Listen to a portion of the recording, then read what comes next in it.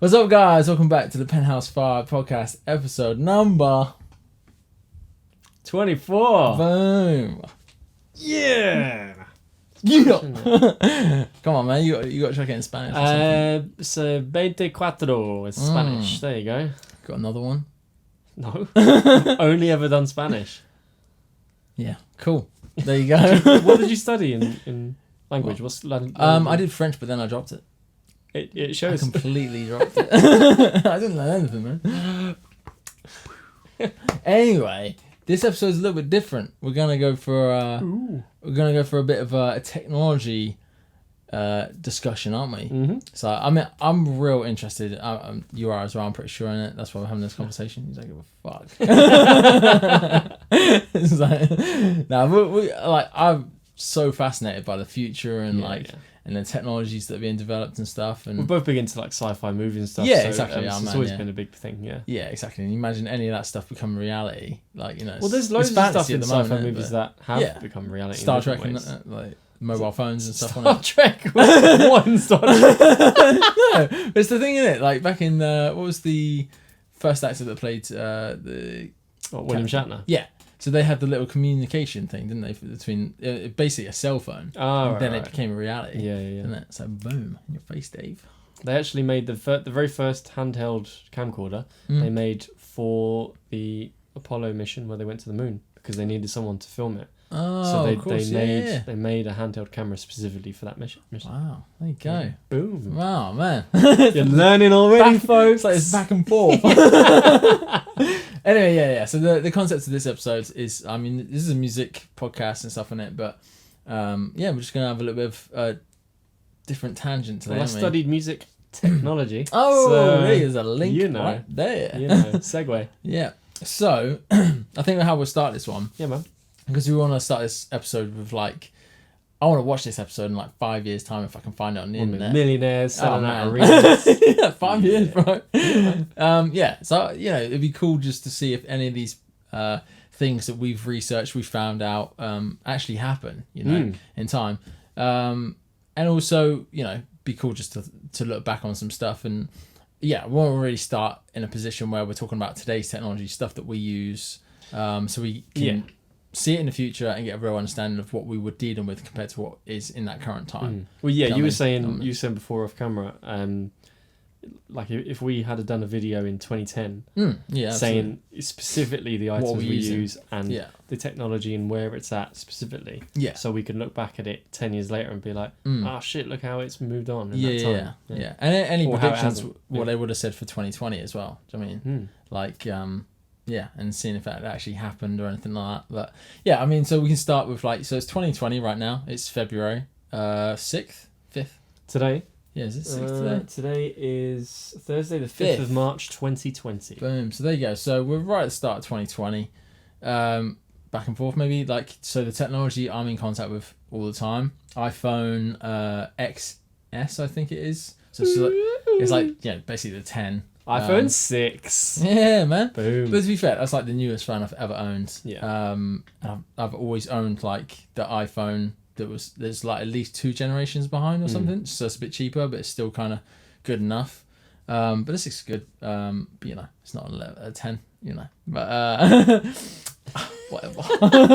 But when we watch this, it's gonna be like, really? iPhone 30. Yeah, exactly.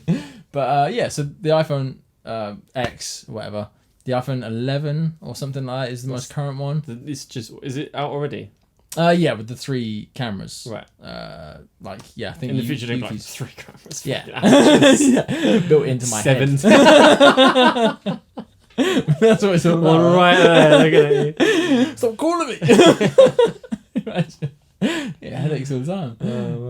So the iPhone. I mean, the iPhone I have is just crazy. I can't even believe the sound. I'm still, when I first got it, the sound, bass, actual bass in it, I was really impressed by it, and I still am now. I'm still impressed by the sound quality on that phone. That's cool, and obviously it films in 4K as well, which is pretty decent. We've got, I don't know, is your phone 5G ready? No, that's just about to come out in the next year or so. Yeah, that will be 5G. Yeah, but again, it's probably a lot of the things we're going to talk about. There has to be the network set up Do you know what I mean? Like. Well, I remember when we went from 3G to 4G, and I distinctly remember thinking like what? What's the point? Like, it's already fast enough. Yeah, I still kind of remember that. And then after like a couple of months, I was like, holy shit, this is so much faster. Yeah. And then when they announced it. I saw it in the news like a couple of months ago. We're going to bring out 5G soon. Yeah. And I remember thinking again, like, really, like 4G is rapid. Like, do we really need 5G? But and I was also thinking like we just started doing 4G, and then I thought back and I was like, it was a while ago. It's longer than you like think. 10 years or almost or something. Yeah. So but again, 5G is going to be rapid. I saw a video on 5G as well of like one of the biggest YouTubers there. He's got like 10 million subscribers. Like does interviews with like Bill Gates and Elon Musk and stuff. Wow. This dude, and he did an episode on 5G and like I think it was one of the latest Google phones as well that's coming out or something. Right. And it's like I say, there's got to be the network in place. Like actual physical poles. Yeah, the infrastructure. The infrastructure for it. And it was like he was walking around and he'd lose the signal, but when he got it and when it was like tight, it was like you can download a movie in 5 seconds. Oh man, it's incredible fast, like ridiculous for what you could download and just the think speed. Of the porn. Oh, bro, walk around the corner, cheeky wank. 4K porn everywhere, dude. Oh man, magical. But anyway, anyway, Dave. So that's the phone I use. That's kind of the general, and 4G. Yeah, like we said, that's the current thing right now, isn't it? I think another thing. It's just another form of technology. Looking at what we drive. So you drive a manual diesel van. I drive a manual 2009 petrol. Yeah, it's 2009 as well. Yeah. So thinking of and at the how moment the cars are going to change in 10 years. But at the moment, we're kind of seeing a shift from diesel as being really pressed down upon, especially in London. They got like so many things just coming all the time. The emission. Yeah, so you got the congestion charge already, and then that other one as well. Yeah, and then there was something else about they're putting the roads. I mean, this really doesn't affect technology, I guess, but it's like the 20-mile-an-hour limit. You've heard about that? No. They're changing that, or I think it might have started already. It's like a 20-mile-an-hour zone in like that centre of London or something like that. Yeah. Right. It's just to slow it down, but I don't think it's. A lot of people say it's not going to make any difference, but anyway, the cars we're driving at the moment. I mean, we're seeing Teslas out, aren't we? Obviously, like I'm seeing more of them out, man. I really am seeing more of them on the road. It's like I don't want to really. I don't know, like once a week. Maybe I'm seeing a Tesla. I think it's also probably because you're more aware of Tesla cars because you learn I'm a about massive Elon fan, Musk and stuff. Yeah. Because I remember I heard about it recently on a podcast. Some scientist guy there's a term for it which escapes me now. But when you're close to shove it, you see it more. Yeah, exactly. Because I remember last year I really wanted to buy a Seat Leon. Yeah. And then I was starting to look it up and get more into it. And all of a sudden I was like, there's Seat Leons everywhere. Holy shit. Yeah. But it was just because I wasn't looking out for them. Yeah. It's interesting how your mind works. It was exactly the same for me when I got that car, or before I got it. It was like, that's the car I was going to get, pretty much. I remember we were in like and we were in London, I was like, taxis. There's a taxi everywhere. And I was like, man, there's fucking millions of them. Mercedes mates. Yeah, it's exactly the same, man. You notice it, you see it more. Like, or you were thinking about that, you see it more. So that's the cars. Do you want to say anything more about the cars we're driving or anything about that? Well, yeah. I mean, we haven't. We're at the stage where CD player. Yes. Bluetooth. Smart. We're at the stage where we're close to driverless cars. It's kind of like we're 95% there, but that last 5% seems to be quite difficult for the big companies to overcome. But you're talking about like the invention of it rather than it being like massively popular, because I don't know anyone or haven't really seen anyone. No, it's not commercially available at all yet. Fully autonomous driverless cars. That's not a thing yet. No. But even Tesla's, the big companies are like investing huge amounts of money. That's the thing as well. Like obviously Tesla like kind of is at the forefront of the electric car, but you've also seen like BMW that owns Mini as well now. Mini Cooper. Like they're all got massive departments, all of them in electric cars. Well, they have to. Tesla's hugely changed the car market because, with the majority of the kind of car industry, they didn't really want to go to electric because, unless they had to, because they were making lots of money with petrol and diesel, and it would have been huge investment needed to do all the research and research development and everything. But Tesla coming in out of nowhere and just immediately providing a brilliant electric car that looks better, drives better. It just blows everyone out of the water. Yeah. It's forced the competition to catch up. So it's pushed their plans ahead for electric cars, tenfold. Which is great. It's fucking great, isn't it? And I love that about Elon Musk as well. He seems like he comes across like he has the attitude of like, I want everyone to jump on board, and it's just, he's not afraid of the competition. I mean, there's the thing I showed you earlier, the interview with him where he was it the Boring Company that he's created now to do the tunnels and stuff. And he said in that interview, it's like, I want people to copy me. I want more, because it's like if more people do it, more companies do it, it's going to happen quicker. Yeah. Therefore, all the stuff that comes with that is going to happen quicker. So it's such a great mindset to have, rather than like, no one copy me. Like, it's just because he's got such a mindset of like, he really wants to make an impact on humanity and stuff, isn't it? Yeah. Like that's what he's leaving behind. You just wish that kind of the fossil fuel industries would kind of go down that lane as well. But it's like anything, any industry ever always eventually has change in it, and there's always any change that happens, there's always that push against it. There's a catalyst that forces the competition to go with it. But then it eventually collapses, and then everyone agrees, and the majority then come with the new. Do you know what I mean? It's always like that. So it will eventually happen. It's just like that time, isn't it?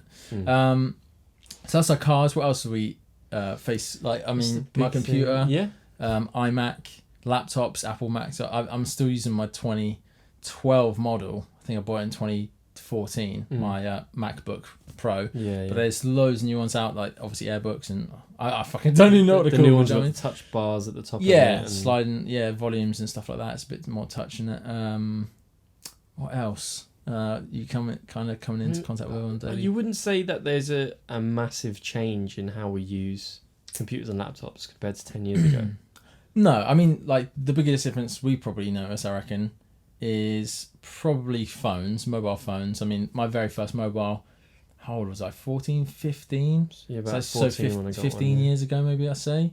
Was like somewhere like a Nokia 3210 or like I remember a flip phone that I can't remember what the brand was now. I mean, I remember when was it Blueberry? Or BlackBerry when the mobile phone. Oh yeah. Are you laughing at that? You got a fucking BlackBerry, bro. You remember BlackBerry, like when that was like the biggest thing? Yeah, right? Everyone had them for a while. Vodafone was a massive company as well. Nokia, man. Nokia exactly. But anyway, like I remember the flip phone I had at the time. The bottom half was like still buttons and stuff, and then the top half I think was like a bit touchscreen. But I remember it was like very clunky, early technology, and like it kept freezing or something like that. It was terrible. And I remember saying to myself, I was like, I'm never getting a fucking touchscreen again. Like it was the first one I jumped to. You know what I mean? And now they're all only touchscreen. They're on. I remember when Apple released the iPad, and I remember thinking like, this is so pointless. It's just a slightly bigger phone. Like this is. No one's gonna buy this because you've already got a phone. What's the point of it? Yeah. And then good thing I'm not in charge. Dickhead over it. But I think that the biggest thing, more so than how we use computers, is probably what we use them for. Because you look at the influence that social media has in the world now compared to 10 years ago. That'd be a good point actually to talk about social media use at the moment. Well, you've got social media influencing political campaigns in countries. Like that's how powerful they are. Social media's been used, the whole the Me Too campaign and the influence of that. Like it's such a big changes part culture of the world. Massively. 100%. Huge impact on culture. And it's also changed the way we behave, for better or for worse. Well, we were just discussing that right before this. Like the comment you can make on a video on YouTube, Instagram, Facebook, that you'd never say to someone's face. Like if you post a site, I could make a comment and you're probably never going to find me. I might be in a different country. I don't even know anything about you, and I see something that I'm and even if your account got deleted, just start another one. Yeah, exactly. So there's that's a massive argument at the moment, isn't it? I guess, and it has been probably for the last few years of just like, I don't know if the internet will ever get regulated though. Like it's just way too big. It's out of people's control. You got the dark web as well. I think personally, I think social media will eventually. I think you'll have to have some sort of ID to prove who you are. Yeah. So you can't just talk shit about someone, get close down and start up another one. Yeah. You know, it would stop all of the Russian bots interfering in elections and all the dodginess. It would just really clamp down on that. Yeah. I mean, you're never going to 100% eradicate it, but I just think that's the way it's going. Yeah. So like probably the biggest thing that happened a few years ago with the internet was the whole data protection thing, wasn't it? When Mark Zuckerberg got taken into I can't remember what it's called in America. Congress. Yeah. So that all happened, and I remember like all the jobs, all the internet like browsers you go to now, or like websites so now, it's like annoying. accept cookies, accept this and that, and that. Yeah. Like you have to okay it before you actually get let into the website and stuff, so they can keep your data or whatever. Do you know what I mean? It's like a massive thing. You have a bit more control over whether they're taking it or not. Exactly. Annoying. Yeah. So that's probably the last biggest thing that happened with the internet, really, with rules and stuff.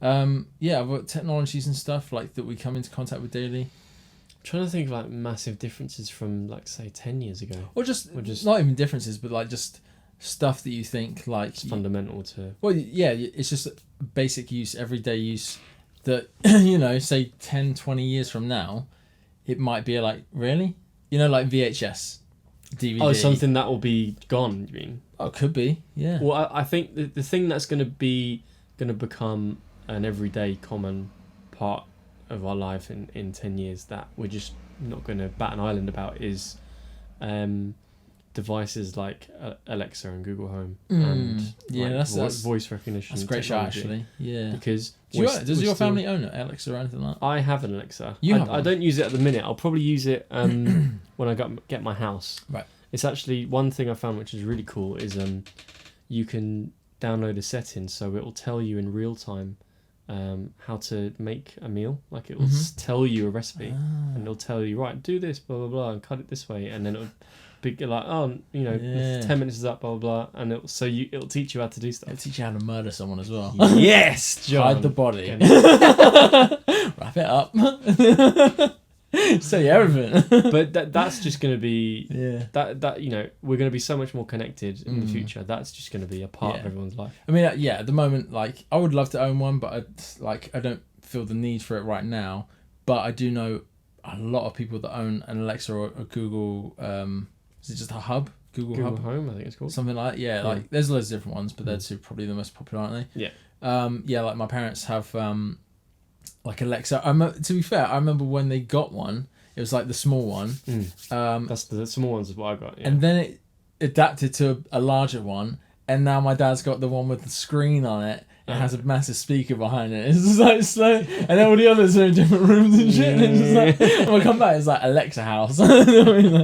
So, but it's real cool, and I do really enjoy the technology when I'm home. Like, you know, you can just chuck on the radio, like Alexa, play this radio station. Boom, it comes on. What's the weather? Ask it questions. I think volume a big down. part of it nowadays is it's the trust issue, which is holding a lot of people back. But people will chuck trust away, man. People will chuck trust away. You imagine? Well, we already have, like, you know, all of our kind of, you know, everything, all of our personal information is. That's exactly what I was about to say. Online. But I was about to say as well. Imagine when the internet, right? Like something like PayPal or somewhere the first, putting your payment details from your card. Like remember back in the day when everyone paid with card and cash, right?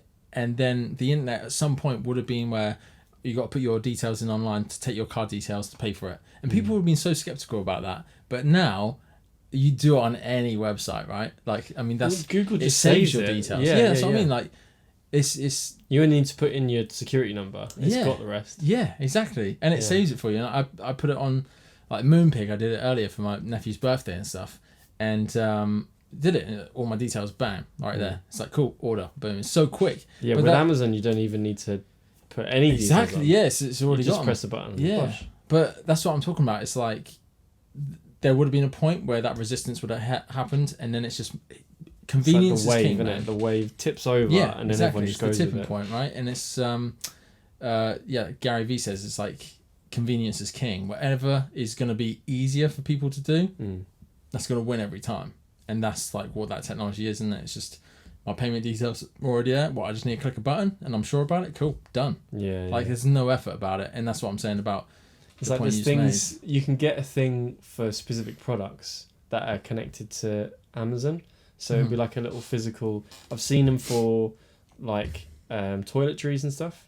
So you can buy this little plastic button, and it'll be like for some, let's say, a toilet paper brand. Yeah. And when you're running out, you just go boop, and it immediately puts it into your basket on Amazon, buys it, and sends it to your house, so you'll get it the next day. Yeah.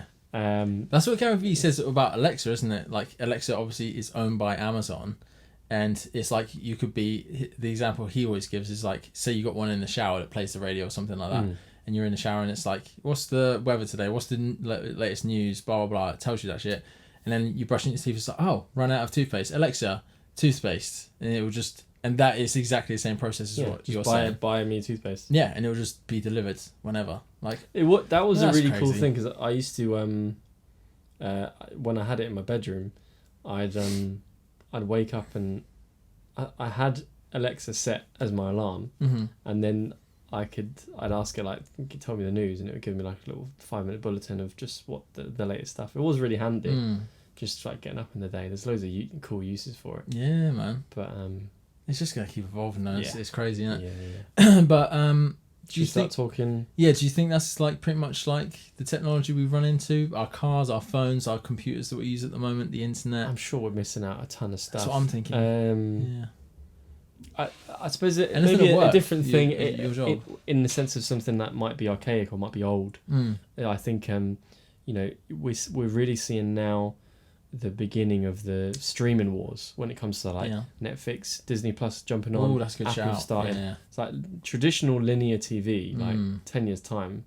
Is it even still going to be a thing? Yeah, I know. I don't watch TV at all, man. Well, I was just about to say, pretty much the only thing that's keeping companies like Sky going is it's live sport.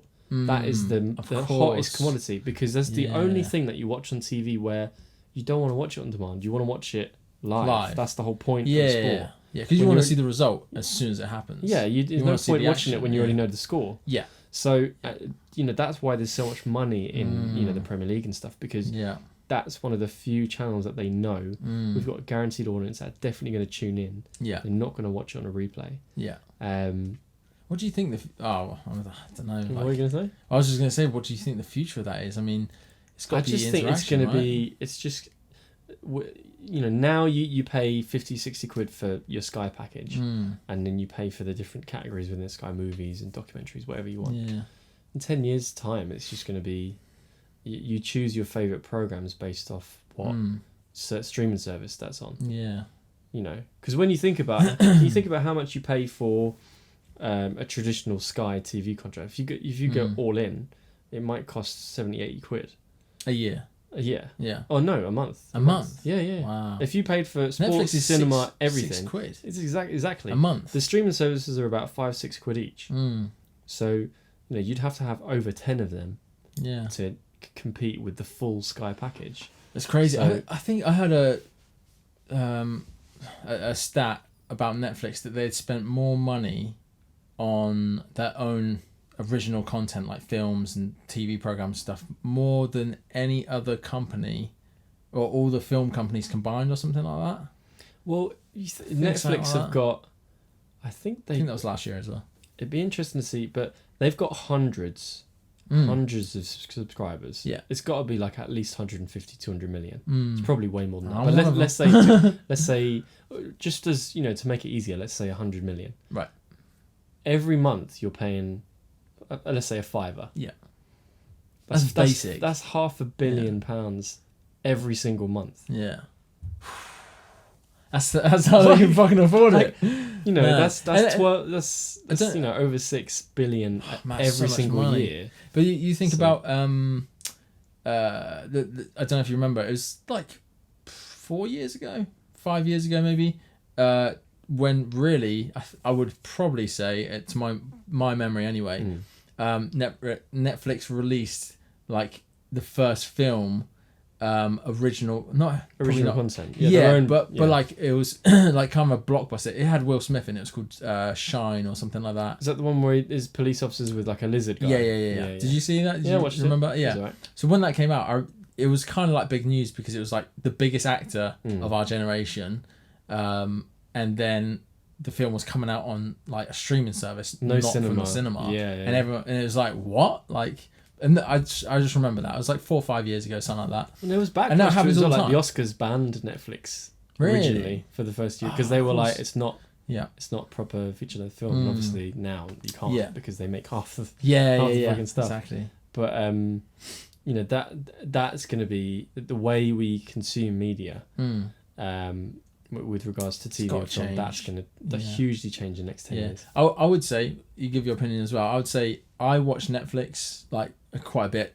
Definitely the documentaries that come out are amazing. There's a couple of films that pop out every now and then, original films, and maybe some original TV shows once in a while that I like. But most of my content, like consumption, is Netflix. And I see the second one is YouTube. I'd say YouTube's number one for me. Yeah, probably for me as well. That YouTube for me is like the biggest and the best platform for watching like really great original YouTube creators, and also learning so much. I mean, I'm getting into the videography thing, and editing and things like that. I mean, YouTube can teach you anything. I can't believe how it's like. It might as well be a YouTube university. Do you know what I mean? Like the amount of stuff you can learn on it. Well, isn't there that stat of like YouTube? So, you know, people upload more content. More videos to YouTube in a day than like has ever been made in like ever up till now or something crazy like that. There is that stat.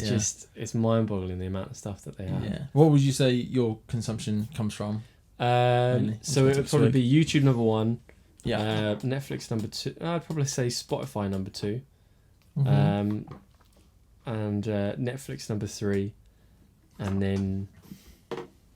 I'll try and catch Liverpool games when I can. Yeah.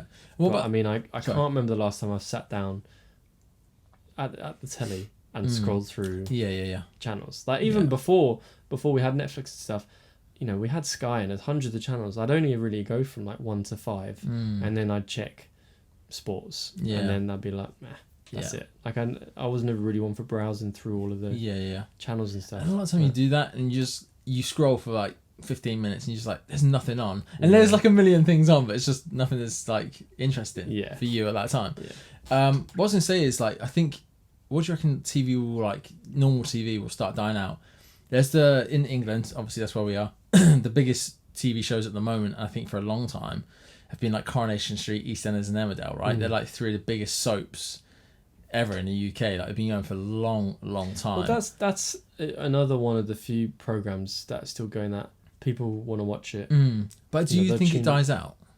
I mean, there's got to be everything comes to an end. Everything, full stop.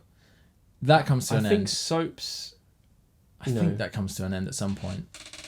I know. I think programs like that will keep going. It will just they might not be on terrestrial TV anymore. They'll just be on a streaming service. I would say. I reckon, if let's say EastEnders just ends, it's like this is the last episode and it's done. I mean, I would think that is the start. When one of those things ends, I would say that's the start of the end of TV. Yeah. Like, you know what I mean? Like, because that would to me show that there's a massive problem within what TV as we know it is. You know, because everything else must be building up. You know, everyone is jumping to something else. The age of people who consume that content is probably, you know, getting older and then eventually dying. I don't mean to be dramatic or anything, but do you know what I mean? Like, basically kill EastEnders, murder them all, replace them with robots. What I'm saying is, like, my nephew probably will never watch that stuff, but he's grown up with the iPad and, like, you know, the iPhone 10 and stuff. You know, he's grown up now. Like, his generation, I don't think ever would, like, is not going to watch Emmerdale. Is not going to watch EastEnders. You know what I mean? I don't know. Unless there was, like, a change that they were keeping up with the times and stuff. The day that they cancel Love Island. Yeah, that's for you. Is the day. Bro, I think it's way too popular right now. Happy man. So maybe we'll watch that shit. They're doing it like 2 or 3 times a year now. Yeah. Jesus Christ. Yeah. But anyway, do you think that's cool with like today's technology? I think so.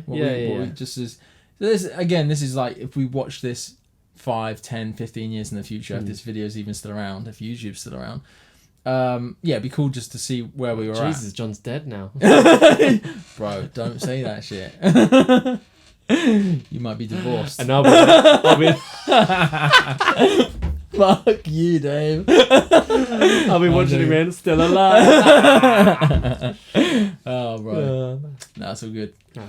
I hope you live a long and happy life. If it's not, bro, I'll have no one to take the piss out of. I'll be so sad. Yeah. Anyway, so we're getting into technologies of the future that, you know, either we found on the internet or we've seen in videos or people it's like a building. You can get the rumble that is coming. That yeah, kind of stuff. Yeah, things we've heard about. So what first one do you want to pick out that we're going to talk about? The first one that I would pick out, because it's happening potentially the end of this year, for me, a huge thing. I've always been a big kind of space nerd. And especially Richard Branson as well. Yeah, because we both read the books, the autobiographies and stuff. Some up there. But like the fact that Virgin Galactic, by the end of this year, could potentially be bringing tourists to space. When you consider that, I think the stat was that we read up that... Just going to quickly check. Keep talking. Yeah. So, it's just me, David O'Grady. Hi. And I'm back. Don't worry. Don't worry. Anyone who just about to switch off. Don't worry. Pressing that unsubscribe button as soon as you left. But like, if you consider that there's in the history of humanity, there's been around 600 people that have gone into space at some point up until now. Yeah, and that's all astronauts from all over the world in history. And by the end of this year, we could have commercial space travel. So anyone who doesn't know about Virgin Galactic, isn't it? It's called. Just quickly brief them on what that is. Uber for space. Boom, David O'Grady smashing that. It's not really Uber. You get an Uber to a moon, and you're just on the moon. Like, no one's here. Is there a Starbucks? Yes, it's just travel, isn't it? It's like it would be like a river cruise, but in space. Yeah. Okay, so like a cruise ship, but going into the atmosphere of the planet. Yeah. So you're gonna experience that floatiness. Weightless. Floatiness. Zero gravity, bro. Nah, bro. Floaty like. That's from an advert, isn't it? From like Skittles or something like that. I don't know. Anyway. But it's like a sightseeing expedition, I guess you could say. Yeah. I mean, the opportunity to go into space, to experience like you've never. Never experienced. It's interesting. I remember listening to a Joe Rogan podcast with a former astronaut who now works for SpaceX. Yeah. And he was saying that he remembers looking through the window on his shuttle that he was on and looking at Earth and kind of being like, oh, was that it? just because we've all seen exactly. We've become accustomed to it. But it wasn't until he walked outside, wasn't it? Outside on the International Space Station. That story's so cool. Did the walkway. Yeah. That was when he was just like, holy shit.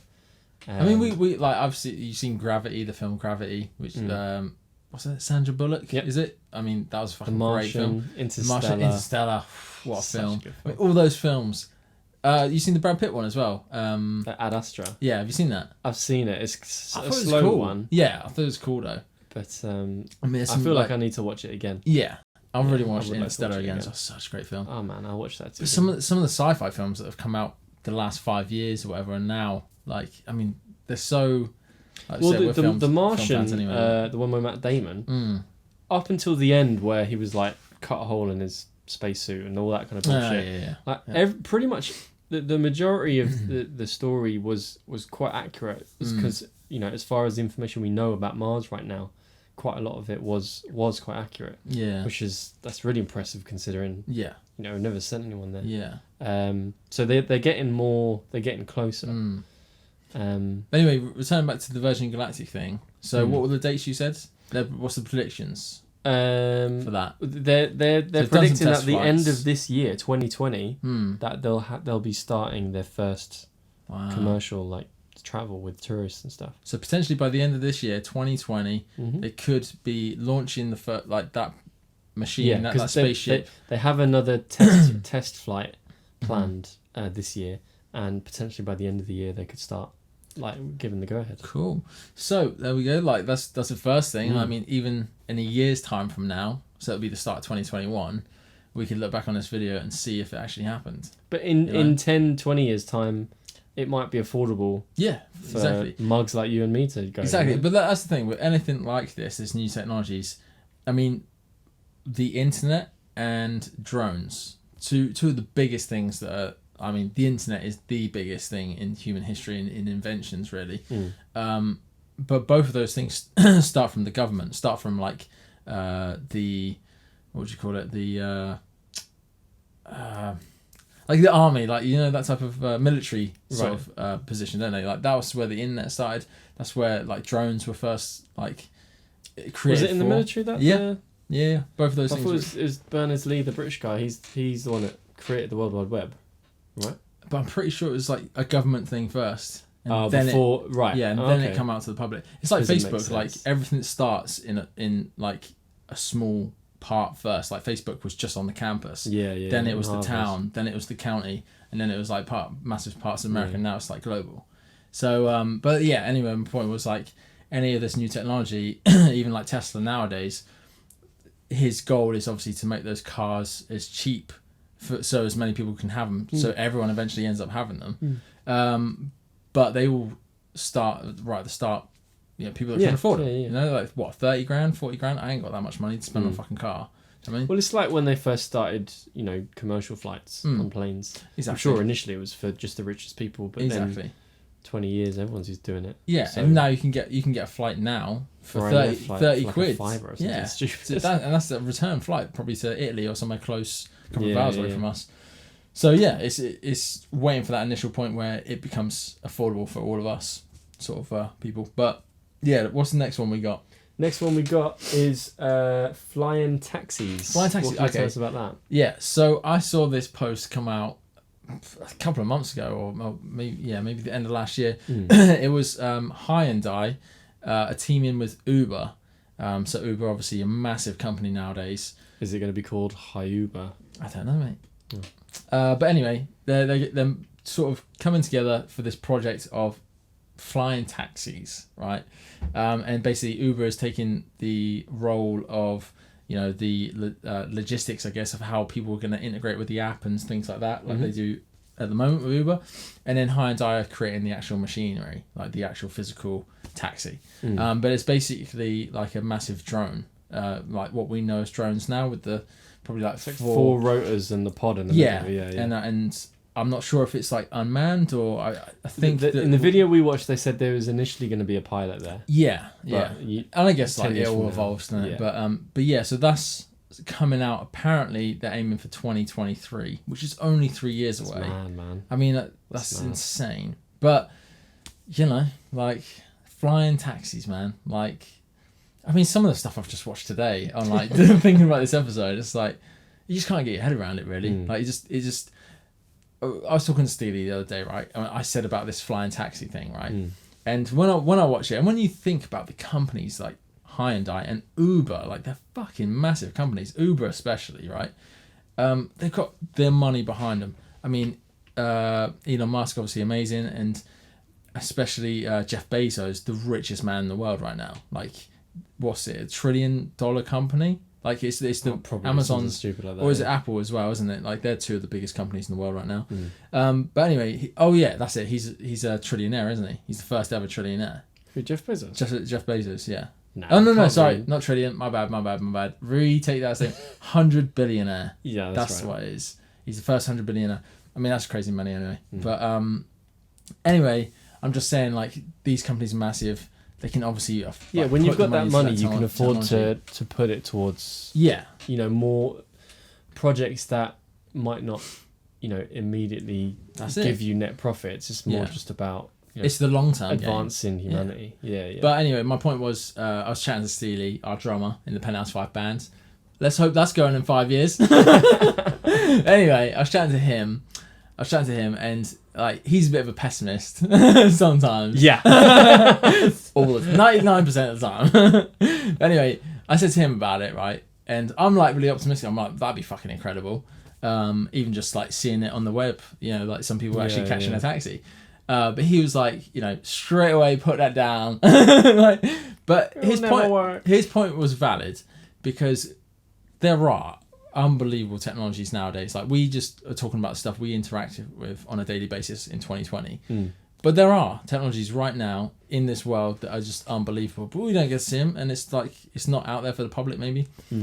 But what I'm saying is, his point was valid because he was like, yeah, you can make all that and like you could do all that, but he was like, you can't even get fucking service like down here. Do you know what I mean? Like, there's a point on where I work where the service is just shocking. Like, my phone won't ring. Do you know what I mean? That's more to do with though the fact that all of the networking and infrastructure is built towards the biggest cities.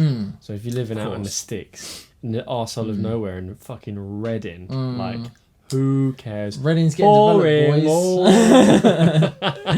This is going to be like a fucking... just desert. It's about Mad Max. 2025. Stevie's just there in the middle. Like, nah.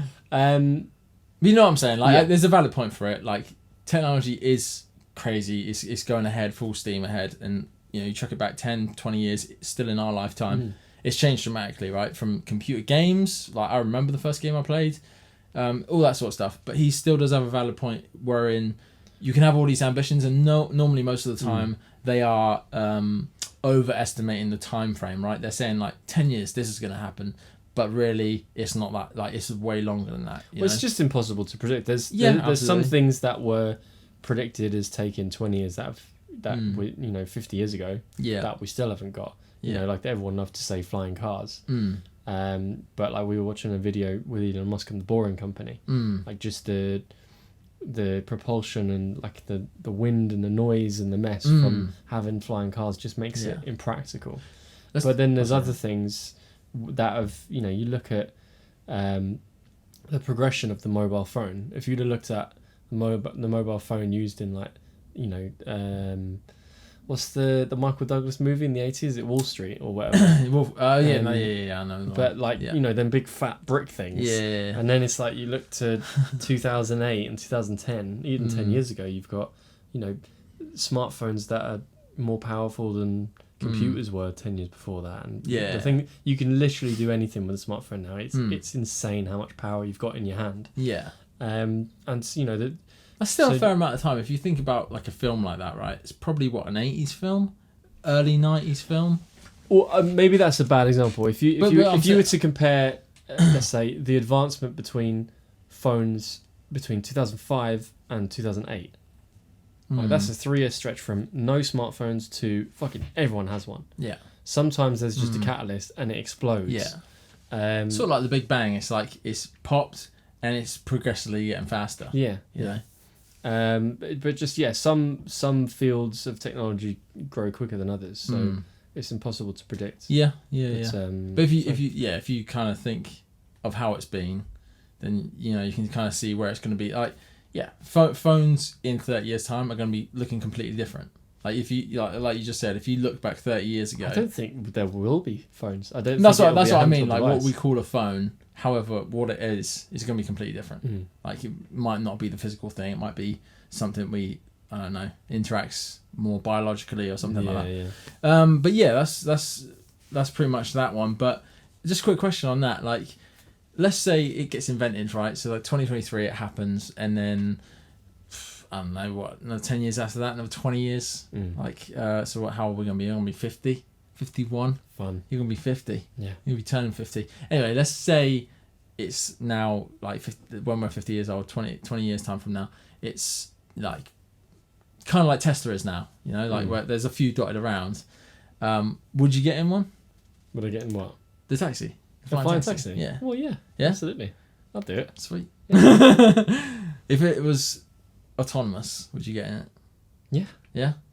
Look, they're not going to be able to release a vehicle for commercial production until that they can, they got to go through all the safety procedures and make sure. Oh yeah, of course, yeah. I think but that's planes, man. It's all about perception. Exactly.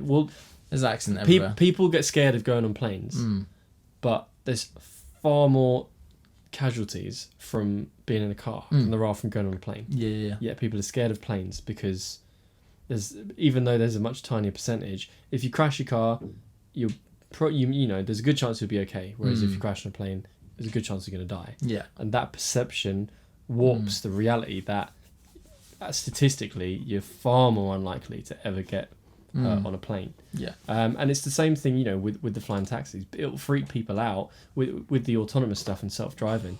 I speak to my parents about it and they're like, oh no, I'll never do that. I'm not going to trust the machine.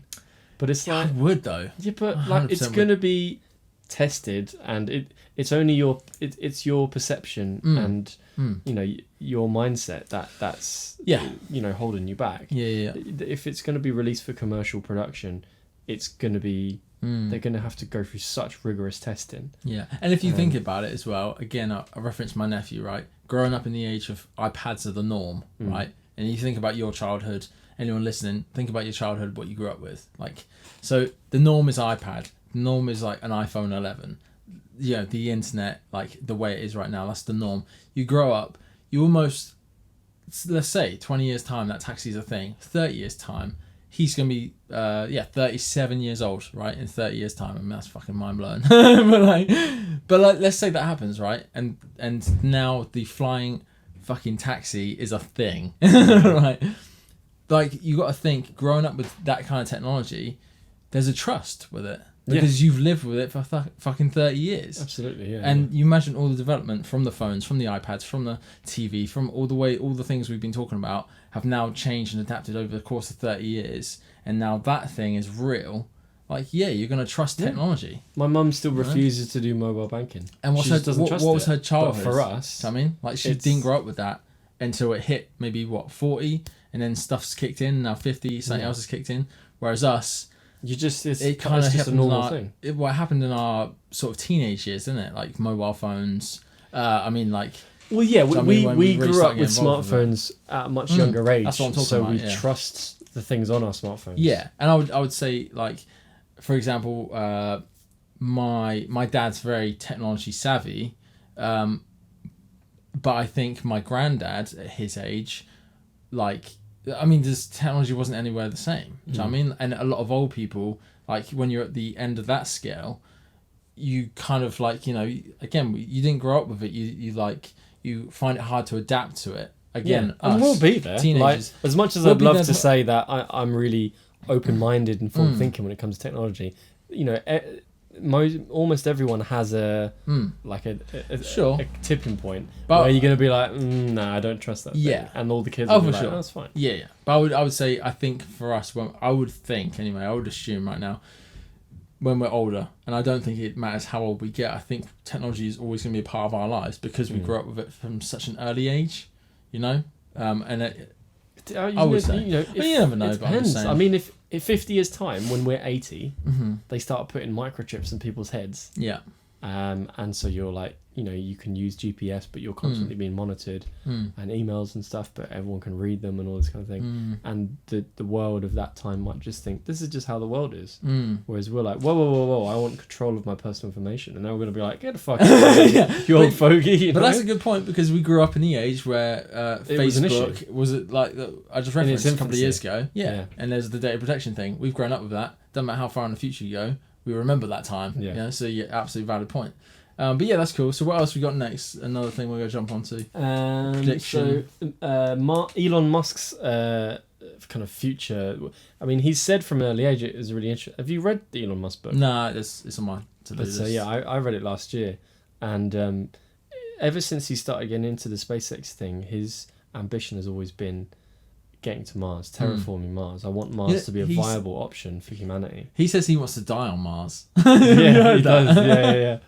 I think when he's like 90 or whatever. Yeah. I get the point. Yeah. I mean, fair play. Yeah, that's cool. I don't want to die on Mars. But you know, according Elon Musk said in a press conference in I think 2016. This is the best kind of article I could find in terms of specific dates. He said that the first space shuttle trip to Mars was going to be 2022. That's 2 years away from now. And the first manned trip to Mars was going to be 2024. Okay, so from these predictions or whatever we found, 2022 is when the first unmanned, just robotic or whatever it is, or autonomous, I guess controlled by SpaceX and stuff, is going to fly and land. Or at least fly out, start the trip. It's probably a test to see if they can get there and back. Isn't it like a 10-year journey? Or was that because there was... It takes years, yeah. Yeah, because there was... I remember, and it's so interesting when you see some of this stuff on the news as well, it pops up. I remember, it might have been a couple of years ago, if that, there was the probe that they sent all the way to the edge of our solar system, and it sent back a photo of what's the planet? It's not a planet anymore. Pluto. Yeah. But they sent it like 10, 20 years ago. Do you know what I mean? And now it's like, and now we have it. Yeah. Like, but I love that shit. It's so cool. Like, yeah, when you start talking about time and like relative time, yeah, it's crazy. My head starts to hurt, man. It's kind of like the other bit in Interstellar where they were like, spoiler. It was like an hour on this planet is like 4 years. Back on their spaceship. Yeah. So when they got back to the guy who they left there, he was like all old and grey. And it's just like they've been there for an hour. You've been gone 60 years. But yeah, literally. And he was like, I almost committed suicide a couple of times because I just didn't know if you would come back. I need to watch it again, man. Yeah. It's just like it's an hour, and it's like 6 years. And then so cool. he's on that spaceship and he's watching. He's still his normal age, but his kids are now like 30, 40 years old. Yeah, it's mad, man. But you talk about the Mars trip, right? So let's say 2022, so 2 years from now, which is crazy to think that something's going to fly over there. But yeah, awesome. But let's say, what was the one for the humans? 2024. So 4 years. I mean, that's ridiculous. That's ridiculous. But let's say that happens. 2020. Let's even say 2025. Right? Give me a year on top. Yeah, go on then. But who the fuck is gonna go? Because that's a one-way trip. You ain't coming back. Why not?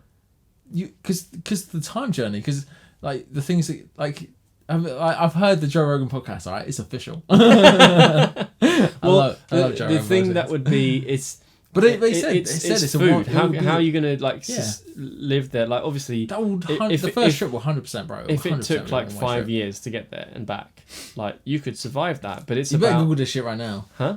Google this shit right now. How long does it fly to Mars? Google it. Bear with me. Google Maps. But it's the food. Like you can't store. Yeah. It's too much weight. But it's also like what are you gonna do when you land, right? And how long are they gonna be there for? Oh, 100%. But I'm pretty sure I've definitely heard the Mars trip is a one-way trip. I'm pretty sure, man. I'm like 99% sure. There's like a little doubt in my mind now because of Dave. But yeah, anyway. I mean, it'd be incredible if they actually pull that off in 2 to 4 years. What are they saying? How long does it take to get to Mars? The total journey time from Earth to Mars takes between 150 and 300 days, depending on the speed of the launch, the alignment of Earth and Mars, and the length of the journey the spacecraft takes to reach its target. It really just depends on how much fuel you're willing to burn to get there. I think realistically it's probably going to take a bit longer than that. Oh, wow. Damn, let me find another article. Let's say like 2 years. Damn. Okay. Maybe I'm wrong then. Maybe I am wrong. Wouldn't be the first time. Nah, bro. Well, you know. What do you think? I'm just trying to find another article. Sorry. Well, take that aside. Take that aside, right? Let's say it is a returnable trip. In time wise, so like it could take 2-3 years there and back again, and they do find some way of being able to put enough food on there or whatever. I mean, surely you got to think of the risk of the first person to be on a spaceship to go to Mars. I mean, it wouldn't be much greater than the first mission to the moon. Bro. It's still hugely dangerous. Think of like how basic the technology was. Yeah. Like, I understand that. There's more. I'm just talking. The distance is insane. A modern calculator is more powerful than the entire Apollo space shuttle. They landed, bro. But like that's how rudimentary the technology was. But so I'm just saying. Forget the past. Think of just going to Mars, right? Like, you don't think that's dangerous? Of course it is. But if you're an astronaut, you're fucking. It's a really dangerous job. That guy said, didn't the Joe Rogan podcast you said you listened to, which I did as well. The guy that works for SpaceX, who was an astronaut and went into space and stuff. Yeah, I'm pretty sure he said he wouldn't go to Mars. He wouldn't do that journey. Because I'm pretty sure that's where I heard it. Like they were talking about, the mission to Mars. Because Joe Rogan was saying that who the fuck is gonna want to do that? Like who I'm pretty sure he was saying it's like that because he was talking about the risk. Like you're gonna go there, you're gonna definitely not come back. It's I mean, there's definitely people out there. I reckon there's 100% people that would, you're going to be in history books forever as one of the first people to ever go to Mars. Well, it's like the question, let's say in 30 years we were able to terraform Mars and it was a livable place you could actually go and stay. Like, would you want to leave Earth permanently and never come back? So 30 years from now. All right, let's say 60 years old. 70 years old. Let's give him a 10-year bit on top. Bit of gravy. Let's say so I'm 70 years old and you're saying like boom, commercial flight to Mars. One-way trip. One-way trip. What's you that? can go there and you can live there. Yeah. Can't come back. Depends what's there, man. Starbucks, you know what? Fuck it. Nando's. Yeah. You know what? 70 years old.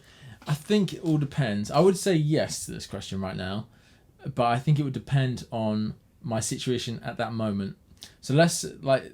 Well, you might have a family and grandkids and stuff, and but also. I don't really care about that. No. What I'm saying is like if I've achieved all the stuff, kind of like what I've wanted to achieve. Like nowadays, if you're 70 years old, you're probably in retirement age right now. 100%, 10 years time, 20 years time, that is not going to be the age of retirement. Like you're going to be probably working into your 70s. The age always goes up, doesn't it? But anyway, what I'm saying is like I think if it got to like 70 years old and I'd done some stuff and I'm real happy with that. Maybe I've got a family, maybe they got kids or whatever. That'd be really cool. That's what I kind of want anyway. But I think it would just depend on the situation, If that would happen and I was like, I'm happy with life, I'm cool, I've pretty much done everything I wanted to do. I'm still doing stuff, but like if I was to go now, I'm cool. And then you get a new challenge, so you'd go for it. Yeah, 100%. Because there's some things like I believe there's some opportunities in life that would only come across once that very few people would ever get to do. Like even just the traveling we've done. I talk to people all the time, and who we get into that conversation. And so many people older than me and stuff like that, like, I wish I did traveling when I was younger. I wish I'd been in all these places. And you don't really think of it, like, I don't know if you do. Like, you reminisce and stuff, but you don't think about it too much where you're like, I've been meaning for ages to make a photo album of all the places I went, because I don't think I appreciate and how lucky I am and all the places I went to. That's what I'm saying. So I want to do that so I can look back on it a bit better. Yeah, but it's like... That's kind of what I'm saying. Yeah, because we might have friends of ours that are maybe a bit further along career-wise because we took that chance. There's so many people that wish they had the opportunity we did. So it's but none of my friends will ever live in Jakarta for 6 months and experience that. None of them will ever probably go to the places in China I went to, all the different places we went to in Asia. And loads of people go to Thailand, but you know what I'm saying, like... Yeah, quit bragging, bro. You know what I'm saying. Probably got babies out there. No, I'm joking. But you know what I'm referencing to is the fact that, you got to take the opportunities, like, that life hands you, and you got to try and, like, in the moment. Sometimes it's hard to see that, but I think you really got to, like... take the time to be like, what kind of opportunity is this, or what could it lead to, so I don't turn it down and then regret it and it turns out to be something great, or things like that. So yeah, my waffled answer, I would probably say yes. What would you say? You're 70 years old, one way trip to unlike Mars. you, I actually love my family, so I think I found them divorced. You're alone. You're even more bold. That's a more fuck you, Dave. I don't know. I don't know if I could do that. I don't know. What about if it was a one-way trip and someone was coming with you? Me. You? No. I'll bring Kerry with me then, maybe. Would be tempting though, wouldn't it? Yeah, I'll tell you what this reminds me of. If they have a Burger King, I'll do it. Yeah? You like Burger King that much? Well, no. That sounds like pretty bad. Well, it's my favourite of the... I try not to go to Burger King every day. Just lost a bit of weight. Yeah, man. So this is what this reminds me of. We got to jump on to the next thing in a minute. But, right, Nikki, right? Oh boy. No. So we're in the Jakarta contract in Indonesia. So we've been living there for 6 months. I'm pretty sure anyway. It's around about this time. Anyway, we obviously when you come to an end of the contract, you're waiting for the next thing, or you're looking for the next thing, or you're trying to hear, or you should be hearing back for the next thing. Like, cool, you're home for a month, and then in 4 weeks' time, 5 weeks' time, we're going to this place. Everyone want to do that? Cool. Who? Blah blah blah. Yeah. She had an offer to us for just a one-off gig.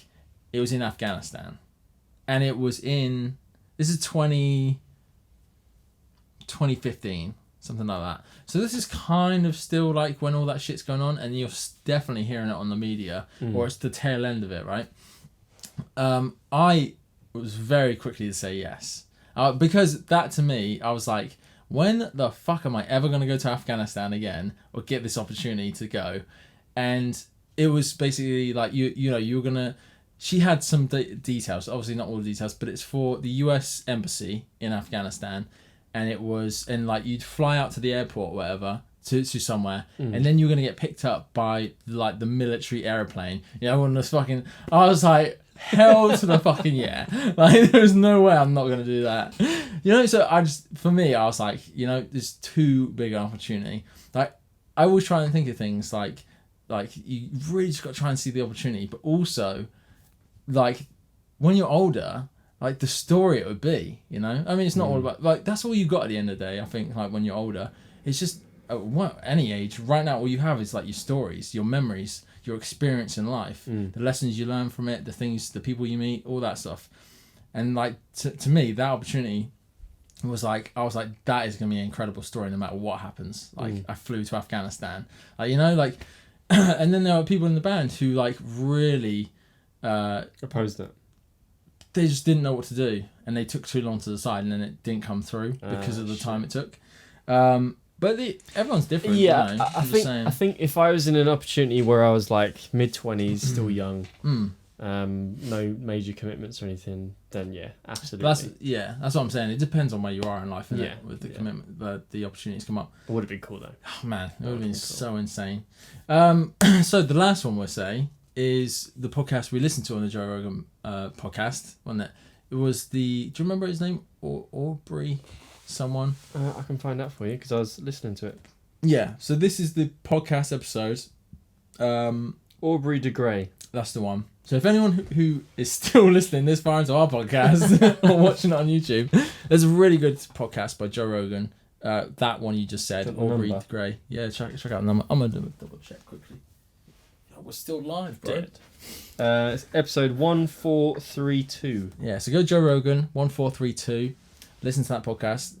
But anyway, this podcast is real interesting because this guy is a specialist in the field of, I guess, human longevity, isn't it? Really, longevity. You just have a stroke.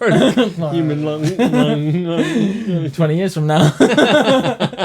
Predictions. Oh damn. Yeah, so it's really interesting. I felt it was really interesting. Yeah, it's fascinating. But it's like, he's saying 17 years, he said, was the period of time that they currently estimate that it will be before we have, like, something that will impact our everyday lives. I'm pretty sure it was the rats or the mice example he gave, where he said, like, they were going to, like, something like, they would double the age of the mouse. Double it? Yes, but it wouldn't be a young mouse. So it wouldn't be like, I mean, I don't know how old the lifespan of a mouse is or something like that, but it would be doubled, right? But it wouldn't be a young mouse. Like, so there's things you can do to, like, health things that we know about, that humanity knows about, like research and all science and all that stuff is like so much far forward all the time. But, you know, something basic like intermittent fasting, right? That is... obviously a really easy thing you can put into your life that I think, you know, probably gives you like a couple of extra years or something like that. I mean, it's not going to make you live an extra 50 years, but there's health benefits to that for longevity. I can't say that word.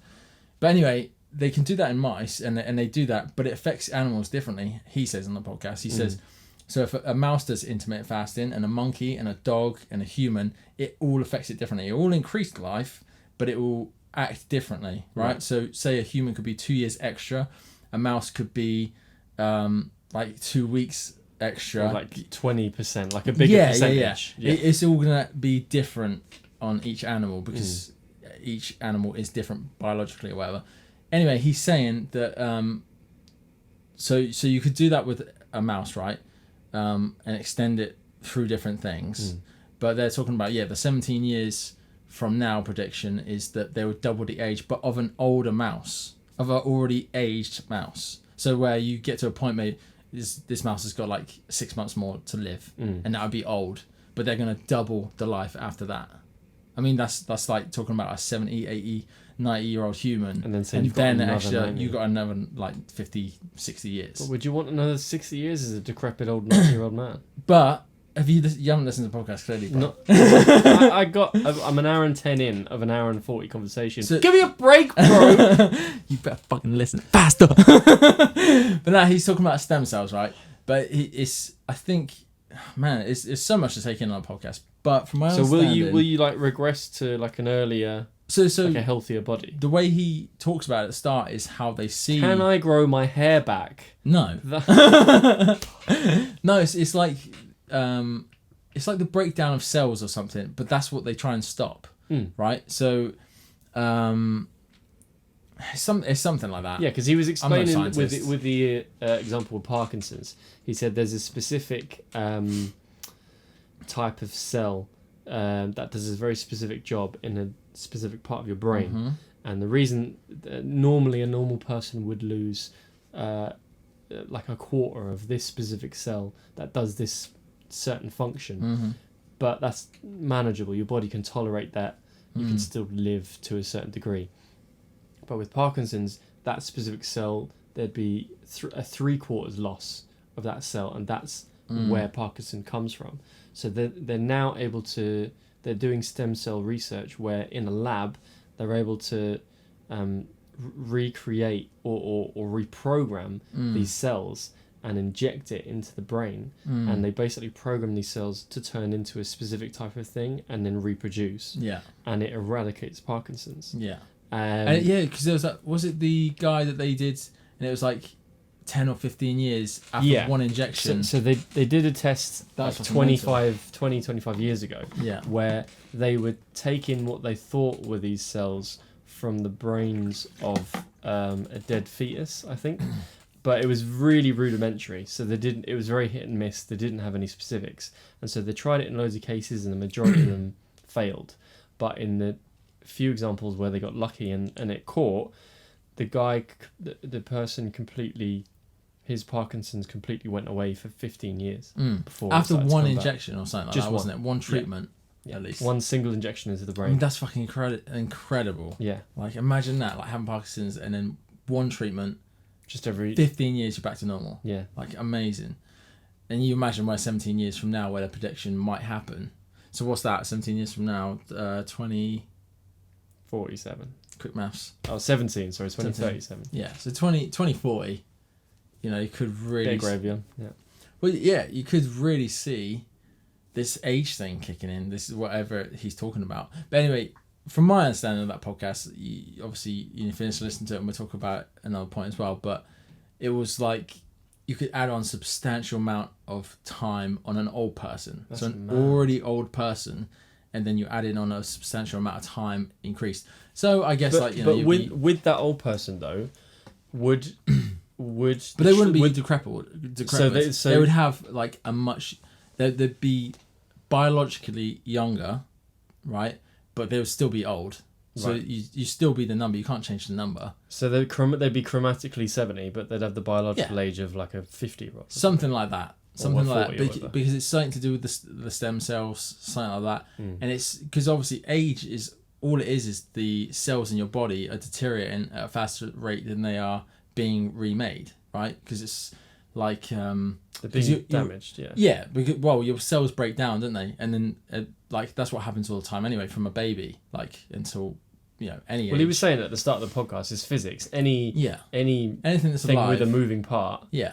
It's fundamentally going to break down, and get more but it's damaged. like something like when you're 25. I don't know if this is a true fact, this is something I heard, but it's like when you're 25 and after you're 25, after you hit that point, it's like that's when your cells can't keep up with how fast they break down, basically, and that's where like really aging starts. You know, but that's what it basically is, isn't it? I think is just where your cells break down. Well, yeah, he was explaining that the way evolution is set up now, your body holds up until the point where you normally reproduce, and then after that period, that's when it starts to decline. That makes complete sense as well. You have a certain amount of time to reproduce in that window, and then you should have done it, and then after that, well, you don't need to reproduce anymore, so that's taken away from you, and it's kind of like the deterioration starts.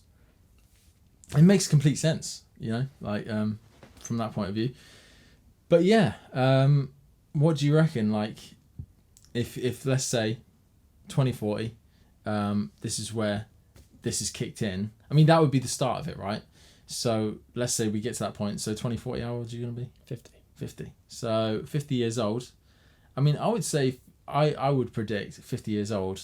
I'm in pretty good. We're going to be in pretty good shape still. Yeah. Well, I was saying 50 years old is not even that old now. I've had this conversation with Kerry. Joe Rogan's 50 years old. With people of our age and the modern medicine that we've been exposed to, and like we both live on a pretty good diet, we're in pretty good shape. Right,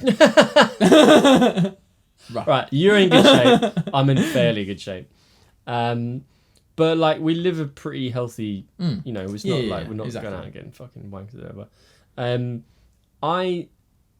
I strongly believe that it wouldn't be a surprise to see fit and healthy people of our age bracket live until 100. Yeah.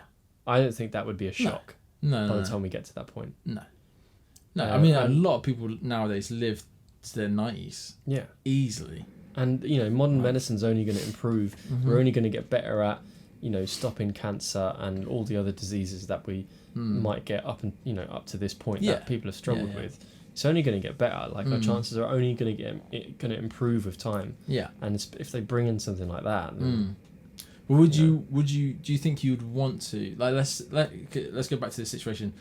You're 50. This all breaks out. Like, you know, oh my god, like fucking, you can now human trials, whatever. Let's say you get to 70. Now it's 20 years into that whole like thing happening, and now you can take it.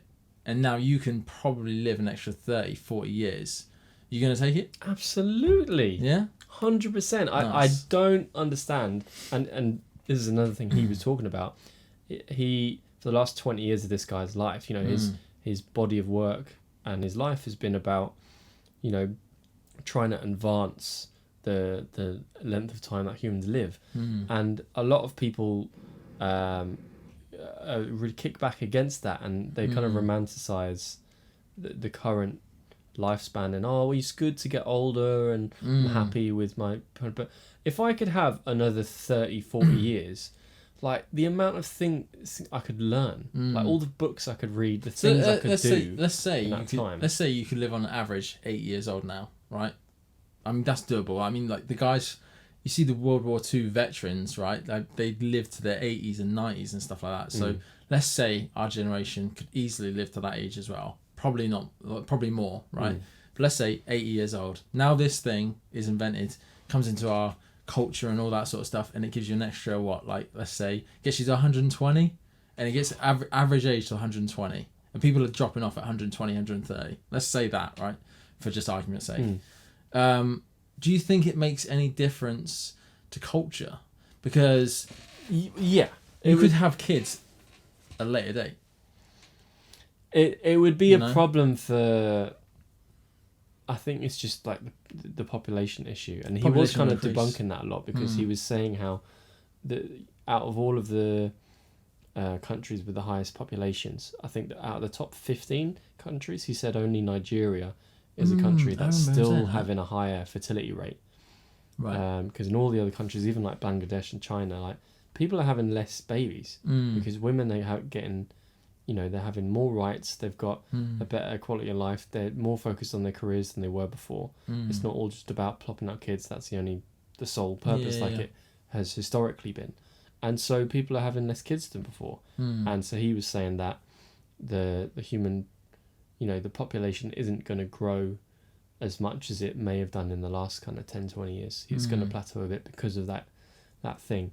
But I mean, if you already think about, we've got more and more retired people than ever that are having to be supported on the public funding. Yeah. If you've got people that are living 50 years longer or 40 years longer than that, I think it's going to be a political problem. Like, just how we're going to afford for... I mean, then the question would be, but what if you even had to knock back retirement age until 90? Yeah. Like, people working full time into their 90s. Oh man. Yeah, I mean, with anything, and I believe this, with anything, there are pros and cons. Anything. When anything new comes into the system, whether it be for good or bad, there's pros and cons to all of it, you know? Yeah, I think there'd be lots of crazy stuff that would happen, that would completely change culture, wouldn't it? Like, the age range of jumping from, let's say, 80, 90 years old at a death rate to 120, 130 as a standard death rate. Unless you, that'd be normal. Got hit by you a could car. Have some people living until they're 150. Yeah. But imagine that'd that. Be mad. But imagine that. That's the new norm. How much you would live through. Yeah. Oh, yeah, 100%. And if your mad. Physical health at 100 or 90 or 80 was physically better. You're born in what, 88? Yeah. And I was born in 1990. Imagine living until the next century. Yeah, so what, 2088? No, the next century. So, but I mean, that'd be 100 years for me, wouldn't it? But if we could actually... Imagine if we could get to, the year 2100. That'd be fucking insane. It doesn't sound real. That sounds like a number of a science fiction movie. Yeah. But imagine if you could do that. Yeah, what do you think people thought back in the day? Any time period or back... Yeah, I mean, you just have to jump to any really old school film from the 1950s, 60s, 70s, and they project 2020 of flying fucking cars. You know what I mean? Yeah. Do you think... I don't know. Obviously, every generation back in time has had its real, probably basic cultural death rate, right? I don't know, Victorian times and stuff like that. I mean, what's the age range? 40, 50? Something like that. Obviously, a lot of diseases, nothing like our time now and culture and time in history. But yeah, I think, I don't know, 120, if you live to 2100... I don't know. I mean, I don't know if it was on the podcast or if it was just a thought I had, but it's definitely that culture that we live in now of where especially women, you get into their 30s and then it's a lot of this is from my experience of people I know, and girls I know. As soon as the girls hit 30, not all of them obviously, not everyone wants kids. It starts to become a worry. But kids become a more on the mind, right? Yeah, well, imagine being 50, 60, and then you're I'm gonna have kids now, and it's completely fine. Yeah. I mean that would be a huge gives positive. You 60 years of a career, of a life, before you have to start thinking about kids. Because the way we live currently, I think, Kerry was telling me the other day, I think at the age of 31, women are considered geriatric pregnancies. Anything over... What, nowadays? Though they were? No, now. Really? If you're over 31, medically you're considered... Really? Yeah. That sounds a bit dark age. Well, because the way the human body's made... Right. As soon as you pass that, you're your body's you're probably deteriorate, losing its ability to... Yeah. I guess it depends on the individual, but maybe as a broad term, it's probably you're not in the peak of being fertile or something like that. Yeah. 25 maybe is But yeah, culture has pushed on to make us consider babies at a later date than our bodies were historically meant to over the last 20,000 years. Yeah. So it's not something that people have had to deal with as much until the last kind of, 30, 40 years. But yeah, I mean, for sure that weighs on women's minds a lot. Just the way society works nowadays. So not having to stress about that if you had another 20 years of space. Yeah. But who knows? I mean, that if that might it might get pushed back again, and people will be like, I want to just spend the first 40 years of my life just living, and then I'll think about families. And then you'll be at the same point. It's kind of like if someone's bad with money, it doesn't matter how much money you give them. If they won the lottery, they're still going to be bad with money because it's the habits, it's the way they're thinking about the situation. Habits, it doesn't.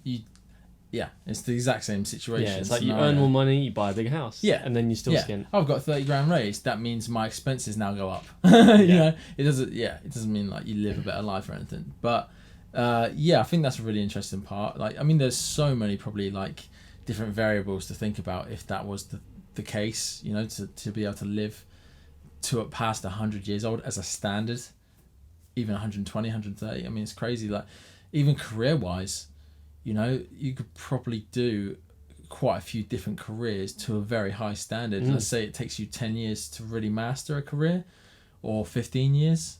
Like, I mean, that's a lot of careers to have, isn't it? Like, a lot of different things you can go out and try. Yeah. There's a lot of different variables to that, which is quite interesting. I mean, that's pretty much it. You got any other technologies you want to talk about? I think we covered all the bases we wanted to talk about for now. Yeah. But yeah, basically. Cool. 120, bring it on. Do it. Yeah, man. So, I think I'll end with one more thing. So, have you ever heard of a thing called the Carrington event? You ever heard of that? So, this is where I put my smart song. Ding, ding. So this is the thing I learned like ages ago, like from like TV program or something like that. It was like, again, it's about space and stuff like that, but it was so interesting. And it was basically in 1859. I remember the date because it was just like so cool. But anyway, in 1859, and it's called the Carrington event, which I learned today for this podcast especially. What happened was, so there's solar flares, right? And this is basically, in recorded history, this is the biggest one that ever happened in recorded history. And these solar flares, that they happen all the time from the sun, right? There's kind of like, I don't really know terms or anything, but massive explosions and energy and stuff like that coming away from the sun. They happen all the time. But this particular one in this year was the biggest one, and they reach our planet and stuff, but this is like so powerful, and it hit our planet, and normally we're protected by like our atmosphere and things like that. Anyway, it hits our planet, and the technology at the time, I can't remember what it was. It was like telegraph or something like that. But anyway, it wipes out all of the technology, and it was only, I can't remember who it was, but there's like some scientists and that, and obviously the people at the time studying, I think like sun blotches or something like that. Anyway, this guy was the guy that discovered, like, he noticed it, and a couple of weeks or over a course of a few days and stuff, he noticed it and was measuring these marks on the sun.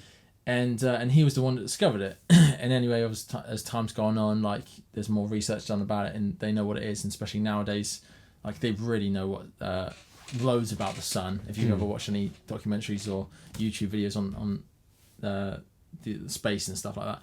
Anyway, the point is, if that was to happen nowadays, I mean, our culture and our whole civilization, probably on the whole planet, is like so dependent on technology. If anything like that happened again, I mean, the damage would be like way worse, you know, because you know, you're talking about a time where horse and cart, you know, no planes, so many more cars, things are reliant on technology. Our lives would not, like, imagine that happens, and now like in the space of a day, everything that we know as electricity is gone. Like, it just doesn't work. Catastrophic. Yeah. Imagine no TV, no computer, all no the phone. Planes, all the hospitals. Yeah, every plane that's in the air would just drop. There's no coming back online. There's no helicopters. There's no anything. All the satellites would just fall out of the sky. Everything would be gone. Everything that's electric and needs, you know, communication, whatever, it'd all be gone in a day. Yeah. I mean, that's fucking unreal.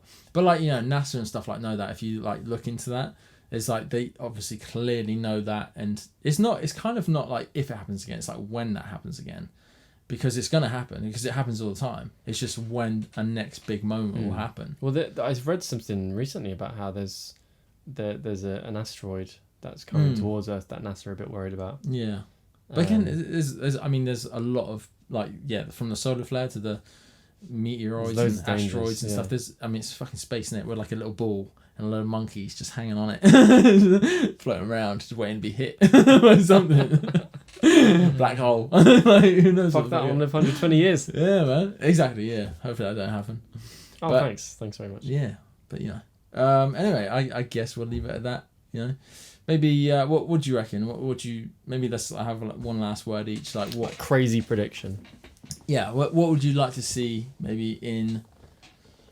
What should we say, 10 years? 2030? I don't want to sound like a Miss America beauty pageant, but we could find the cure to cancer.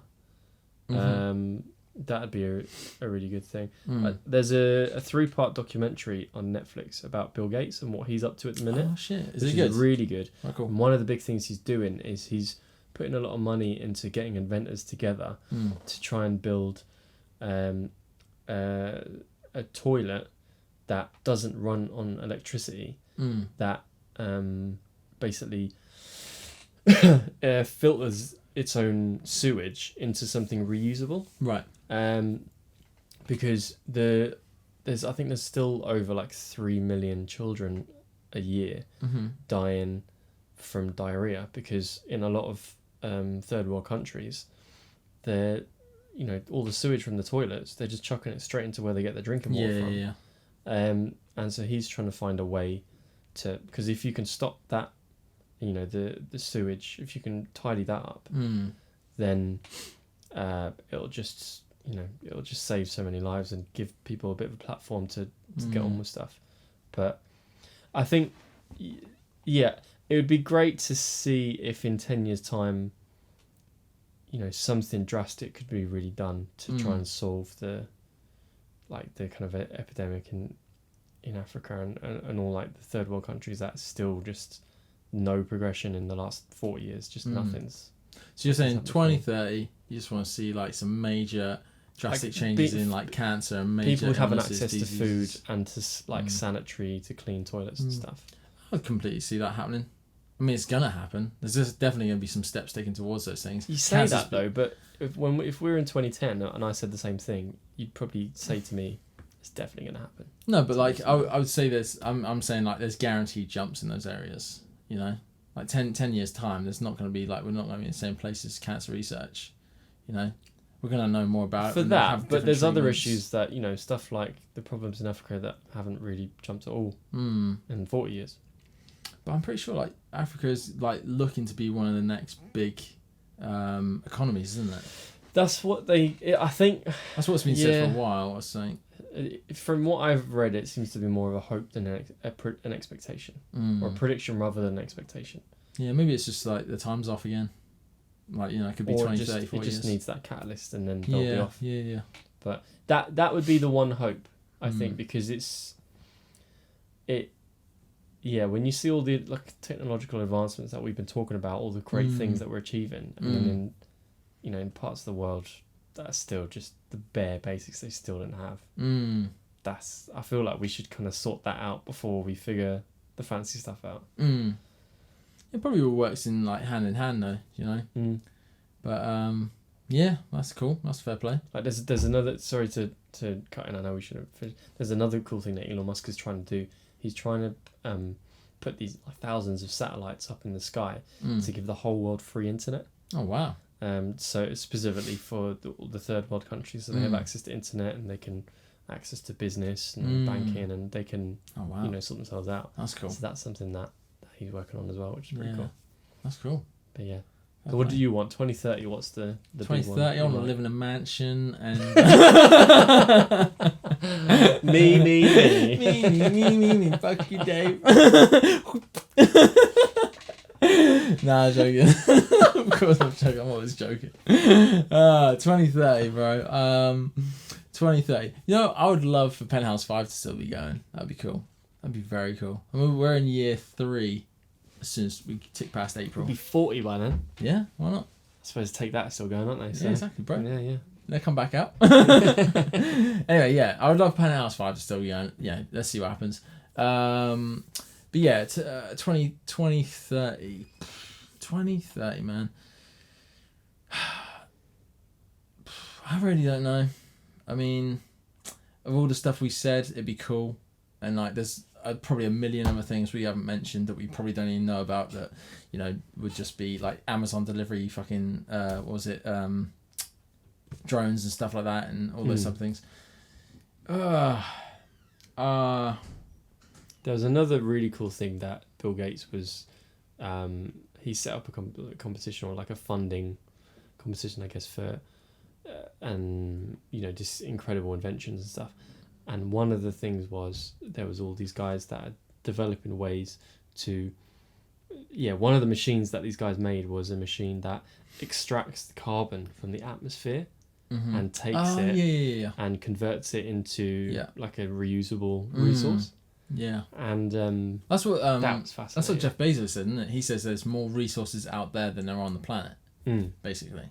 So well, yeah, like if you're able to harness it, that's just the thing, And it's like there's facts, like, you know, like the sun, the energy in, like, it might be something like crazy in like an hour or even less than that. The energy that comes from the sun within a very short amount of time, could be even a minute or something crazy like that, is enough to power like the world and all the electronics we use for like a whole year or something like that. It's like that's how much power comes from the sun. But it's just like you got to be able to harness that. You know? Anyway, I think I do have an answer for you. I think 2030, I would really have high hopes for just like humans being down the direction of, I think where, like, I feel like where we're going, right? Like where we've got to at the moment, from, you know, something as easy as like 1970s, where what was it, like being gay was illegal, and like all these progressions. You want to go back to that by 2030? We're losing life. That's how long we've been on the We've been told to go home. Longer lasting than like 2030. No, I mean like the progression of like how just. I mean, it's a very typical quote right now, but like how people are getting woke, you know, like like everything's getting accepted, like stupid shit. It's just like racism, all that sort of stuff. It's so fucking ignorant and just stupid. And it's like, how the fuck is it taking us this long to get to this point, you know? So I would hope in 10 years' time, it's like, you know, and especially with like the popular culture of like self-help and everyone, like especially us two and people we know, like you want to improve and become better, and people like we look up to, like David Goggins and that, like really pushing the boundaries of like being what you can achieve being human. And I feel like that's just growing. Like there's just way more of a culture in our youth, in our age range. I would love to just see that just be getting even bigger, you know, like people just being like just learning, like really understanding philosophy of life and all that kind of stuff, like just being way better, you know. It's interesting if you look at like TV shows and films that were made in like 2010 or 2008 or something.